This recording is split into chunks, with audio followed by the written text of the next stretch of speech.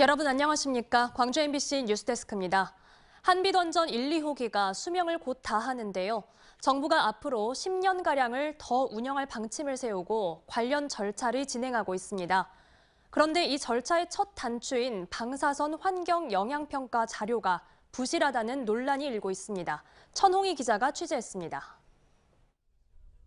한빛원전 1호기와 2호기는 지난 1985년과 1986년에 각각 만들어져 사용기한 40년에 육박해 가고 있습니다. 2025년과 26년이면 수명이 끝나는데 정부는 한빛원전 1, 2호기를 각각 10년씩 더 사용할 방침을 세우고 지난 6월부터 관련 절차에 들어갔습니다. 수명 연장을 위한 첫 단축격으로 한빛원전 반경 30km에 있는 지자체에 방사선 환경 영향 평가서를 제출해 주민 공람 절차를 밟아야 합니다. 한빛원전 1, 2호기 계속 운전을 위해 작성된 방사선 환경 영향 평가서의 내용과 검토 절차를 두고 지자체와 환경단체 등 곳곳에서 문제를 제기하고 있습니다. 지난 10일 한빛원전이 발행한 평가서를 접한 자치단체 공무원들은 불만입니다.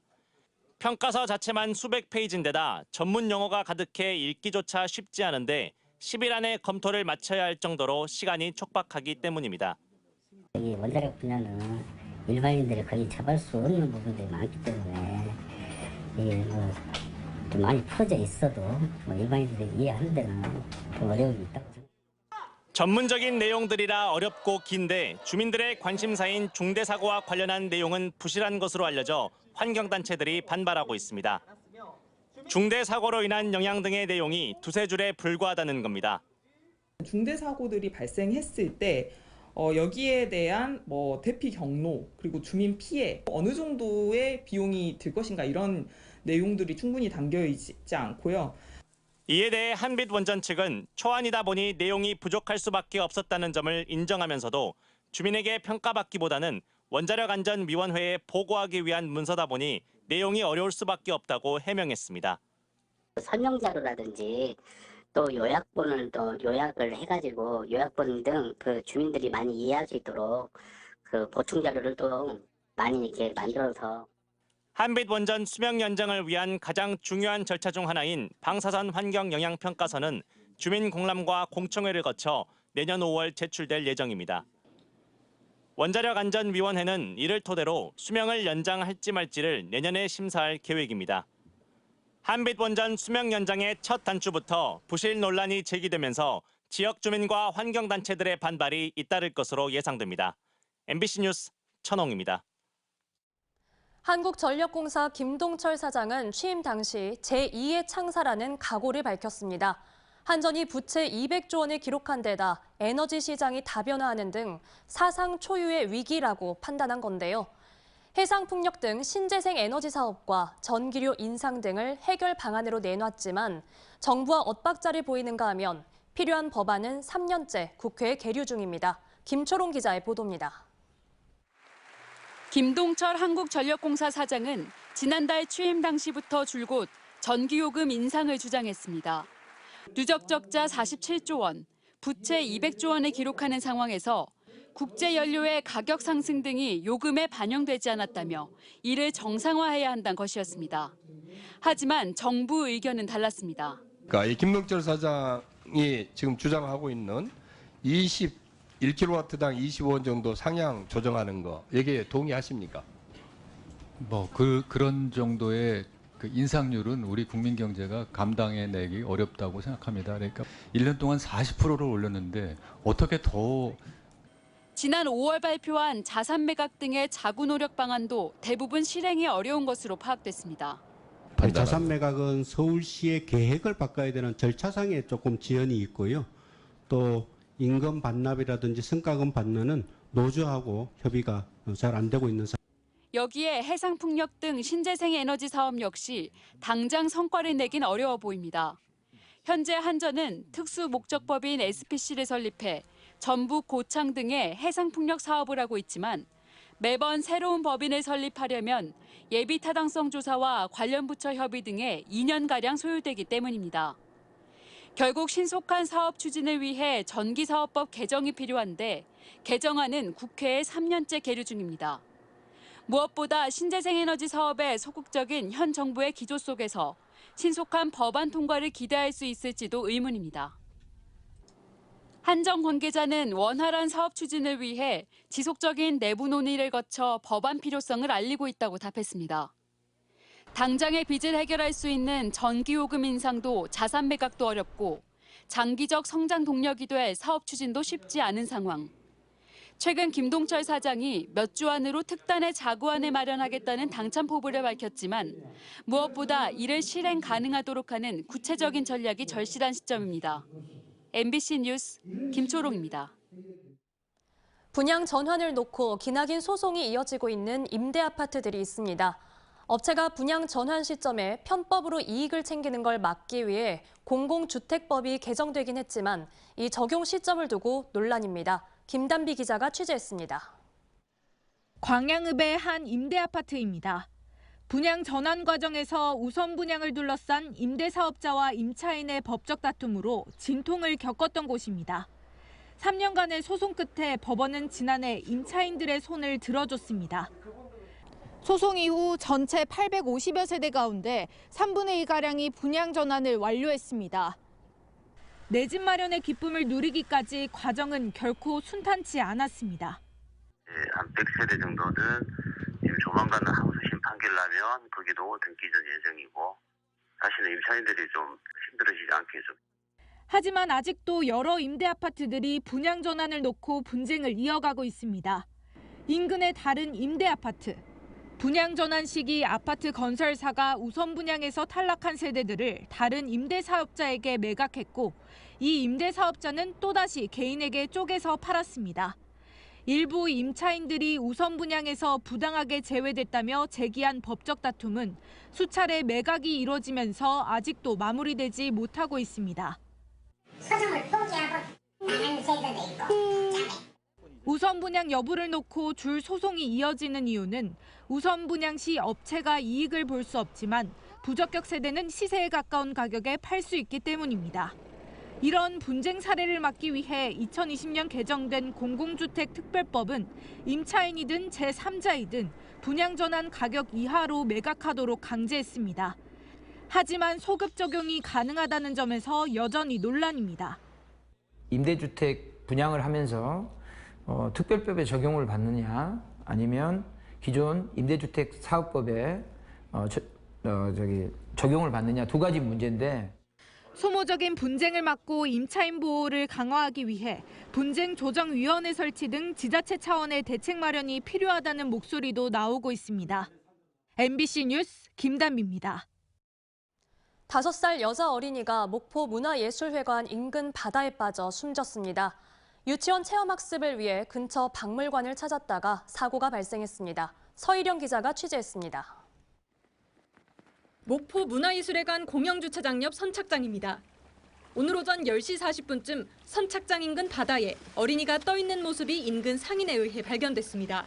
그렇게 애기더라고, 애기. 여기서 그래갖고 여기 줄 고내가 걸려갖고 있더라고.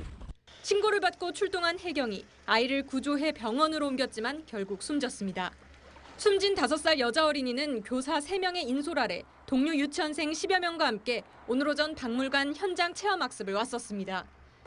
그러던 중 갑자기 사라졌는데 이를 뒤늦게 알게 된 교사들이 아이를 찾아 나섰던 것으로 알려졌습니다.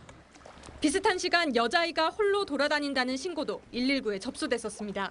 여기가 나고 여기 마주쳤지. 한 번 혼자 간다는 그랬거든요. 그러고 나서 1, 20분 후에 물어보더라고.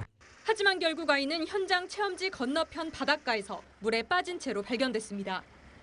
목포해경과 목포교육지원청은 인근 CCTV 분석과 유치원 인솔교사 등의 진술을 통해 정확한 사고 경위를 조사하고 있습니다. MBC 뉴스 서희령입니다. 광주와 전남에서 최근 5년 동안 어린이 13명이 교통사고로 숨진 것으로 나타났습니다. 더불어민주당 허영 의원에 따르면 지난 2018년부터 5년 동안 광주에서 2명이, 전남에서는 11명이 어린이 교통사고로 숨졌습니다. 또 5,500명이 부상을 입었으며 이 가운데 570여 명은 중상을 입어 병원 치료를 받았습니다. 어린이 통학버스 교통법규 위반도 끊이지 않아 5년 동안 광주에서는 과태료 부과와 범칙금 부과 등 모두 183건이 적발됐고 전남에서도 60건이 적발됐습니다. 지난 2019년 목포 구도심 부동산 투기 의혹을 받았던 손예원 전 의원. 지난해 대법원에서 부패 방지법 혐의에 대해 무죄 판결을 받았죠. 손 전 의원이 부동산 투기 의혹의 진실을 자신의 삶으로 증명하겠다며 목포시에 그동안 수집했던 나전칠기 작품들을 기증했는데요. 이번에 대중들에게 그 모습이 선보여졌습니다. 김윤 기자가 취재했습니다. 나전 57로 꾸며진 한 폭의 금강산 산수화가 밥상 위에 펼쳐졌습니다. 산봉우리는 하늘을 찌를 듯하고 나뭇가지 하나하나에도 섬세한 장인의 손길이 느껴집니다. 근대 한국 나전칠기의 시작으로 불리는 전성규 장인의 산숨은 나전 57 대골반입니다. 박쥐와 쌍봉, 쌍학 등이 국화와 무궁화 문양과 함께 정교하게 표현된 나전 57장. 무형문화재 김봉룡 장인의 나전 57장으로 감정 가격만 6억 원에 이릅니다. 지난 5월 손혜원 전 의원이 목포시에 기증한 작품들로 구성된 현대 한국 나전 36인전. 이 전시회는 손 전 의원이 18년 동안 수집한 134점의 나전칠기 작품이 선보이고 있습니다. 이렇게 많은 컬렉션을 하실 수 있다는 데 대해서 또 그리고 그것을 기증하셨다는 데 대해서 더 큰 감명을 받았습니다. 전시회는 근대 나전칠기의 시족격인 전성규 장인부터 그의 제자인 무형문화재 김봉룡, 송주환, 신북일 장인들의 작품이 선보이고 있습니다. 또한 김봉룡, 김태희 장인들의 제자들의 작품과 3배의 오칠을 반복해서 만드는 건칠 작품 등도 선보이고 있어 나전칠기의 변화상도 엿볼 수 있습니다. 일단 계보를 따라서 스승과 제자를 함께 보실 수 있는 그런 자리고요. 그리고 또 한 시대에 함께 활동했던 분들의 작품들을 한 자리에 놓고 볼 수 있는 그런 계기입니다. 목포시는 전국체전 기간 동안 수준 높은 나전칠기 작품 전시회가 개최돼 관광문화도시 목포의 품격을 높여줄 것으로 기대하고 있습니다. 손혜원 목포시 기증품 특별전 현대 한국나전 36인전은 오는 12월 10일까지 2개월 동안 목포 자연사 박물관에서 열립니다. MBC 뉴스 김윤입니다. 광주 미디어아트 페스티벌이 개막해 일요일까지 계속됩니다. 매일 저녁 광주 천변 행사장 일대에서 다채로운 공연과 함께 미디어아트 전시와 체험을 즐길 수 있습니다. 조현성 기자입니다. 형형색색 화려한 광채의 레이저쇼가 가을밤을 수놓습니다. 최근 중건된 휘경로를 배경으로 펼쳐지는 현란한 빛의 향연이 올해 광주 미디어아트 페스티벌의 시작을 알립니다. 불상 형상을 닮은 인공지능 로봇이 관람객의 얼굴을 관찰하고 분석한 뒤 그럴듯한 조언을 내놓습니다. 그 고통을 극복하고 즐거움을 추구하는 것이 진정한 행복이 될 것이니 힘내시길 바랍니다. 탁구채를 흔드는 세기에 따라 튕겨져 나오는 공의 속도가 달라지고 세계 지도 위에 놓인 큼직한 핏방울은 분쟁 지역을 찾아 연신 움직임을 멈추지 않습니다. 올해 광주 미디어 아트 페스티벌에서 만나볼 수 있는 작품들로 빠르게 확장하고 있는 국내외 미디어 아트의 최신 경향을 한데 살펴볼 수 있습니다.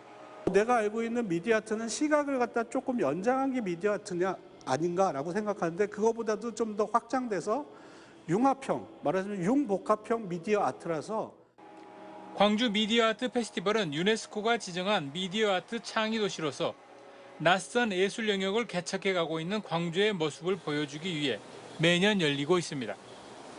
올해는 주요 무대를 지난해 3월 광주 구동에 문을 연 미디어 아트 센터, 즉 지맵 앞 광장으로 정하고 공연과 시민 체험 프로그램의 비중을 늘려 시민들과의 접점을 늘렸습니다. 광주만이 가질 수 있는 어떤 특화된 재료와 인적 자원을 가지고 세계 여러 나라에 견주어서 저희가 앞서 나가는 그런 지맵을 만들려고 노력 중입니다. 나흘 동안의 축제 기간 행사장 주 무대에서는 미디어 아트와 전자 댄스 뮤직, 뮤지컬과 거리 공연 등이 만나는 콘서트가 차례대로 마련될 예정이어서 가을밤의 정치를 더해줄 것으로 기대되고 있습니다. MBC 뉴스 조현성입니다. 내년 총선을 6개월 앞두고 향후 전국을 전망해보는 여야 토론이 잠시 뒤 생방송됩니다. 광주 MBC는 잠시 후 9시부터 시사토론 프로그램인 시사용광로 시간에 천하람 국민의힘 순천갑 당협위원장과 박지원 전 국정원장을 초청해 내년 4월 총선을 앞두고 향후 정치 상황을 진단하는 시간을 갖습니다. 특히 이번 토론에서는 민주당이 승리한 서울 강서구청장 선거 결과가 앞으로 총선 전국에 미칠 후폭풍을 분석하는 한편 여야의 민심 잡기 전략을 조명합니다. 오늘 토론은 광주 MBC 유튜브를 통해서도 실시간 중계됩니다. 윤석열 대통령이 어제 이동욱 전 월간조선 기자를 KBS 보궐이사에 임명한 것을 두고 광주 지역 정치권이 잇따라 비판의 목소리를 냈습니다. 더불어민주당 광주시당은 성명을 통해 이동욱 전 기자는 5.18과 관련해 광주 사태 10대 오보 과장이라는 기사를 작성해 5.18 폄훼 인사라고 비판했습니다.